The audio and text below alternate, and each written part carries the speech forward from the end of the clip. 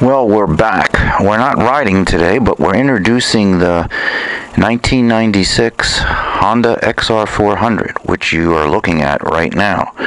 It's undergoing some surgery. It ran when I first bought it about a month ago, and it was sitting here for a while, and then it wouldn't start. So I took the carb off, and it was absolutely filthy. So I'm going to the workshop here, and I'm waiting for parts for the carby. As you can see here, we had this. We have it still all apart. I'm waiting for the rebuild kit. I put some new jets in the bottom. It was jetted a little too rich. My spark plug is a little bit too black for me.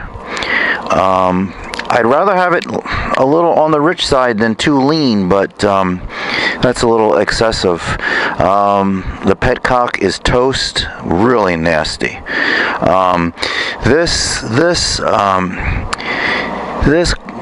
carb was one of the dirtiest carbs I have ever seen, so I am actually shocked that I actually had it started. Because normally, if you know anything about XRs, if your carb isn't set right, your valves aren't set right, sometimes they can be a beast to start. But that was soaking for a few hours in the ultrasonic here, so that's sorted out. I'm just waiting for gaskets and, the rest of the parts for the rebuild, and then I'll throw that back on. We put oversized pegs on here. The bike is now green and black, as you can see. The plastics are 24 years old. This is an old bike, so the plastics were going to have to be replaced to make it look decent. And I figured, well, I've always wanted a green bike, so I just put these. I took all the plastics off, and it's just rattle can. It doesn't look bad from 10 feet, but if you get up close, it's like, oh my. But it is a dirt bike, so it's like, I don't really care. But now I have an issue, not just with the carb, but I don't have spark. And there's no sense in killing yourself kicking this thing if there's no spark. So I already put a new coil on it, because that's a really cheap thing to replace. Still no spark, so we're going to have to put a Stator in. I ordered one of those up, and we'll upgrade it to the 200 watt Stator. This has a Baja Designs dual sport kit, because this is a street legal bike, and I have some issues with some of the turn signals not working and blah blah blah. So I got to go through some of the headaches of electrical. As you can see, I got to go through all this shit and see what's going on. I did put a speedo just to keep track of my miles. What else? I do have new tires for it, but these are not run down yet, but they're just old.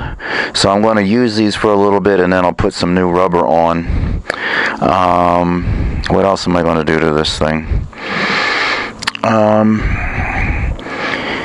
Like I said, when I first got it, I ran it up and down the street, so I know it all shifts. I know it runs. It does have a big bore kit in it, so it's a 440 something. And I didn't buy it for that reason. The main reason I bought it was that it was already licensed, and it's okay for the street. I didn't have to worry about going to the Vermont route with that kind of registration. I didn't want to go through those headaches. But I didn't buy this because of the big bore. I don't really need that much power, and these bikes, as you know, they're torque monsters. The front wheel wants to come up very easily. All of its power is down low.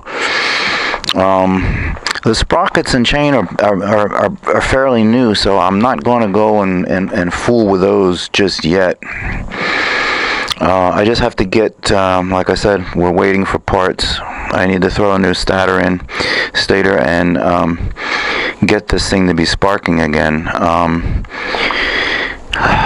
putting the carb in and out of these are a pain in the ass, because you really can't move the air box back unless you lift up the whole subframe, which I don't want to get into doing. So you need a lot of patience for that. I have brake pads front and rear, but they still have meat on them. It can be detailed. I have little things for it, you know, shifter pegs and little odds and ends. I was thinking about, you know, putting new handlebars on it, but these aren't bent. I'm just going to ride it for a while and see, you know, how it goes, and do a little bit at a time here. But first I need to get this spark issue straightened out, and you know, once that is, I'm looking forward to checking it out. But I just wanted to introduce it. We do have an IMS tank here. That's the 4-gallon tank, because, you know, the stock 2 gallons it's not enough. So we'll throw that on. But the priority right now is to get Sparky. But that's it, and we'll keep you updated. We'll go from there. Out.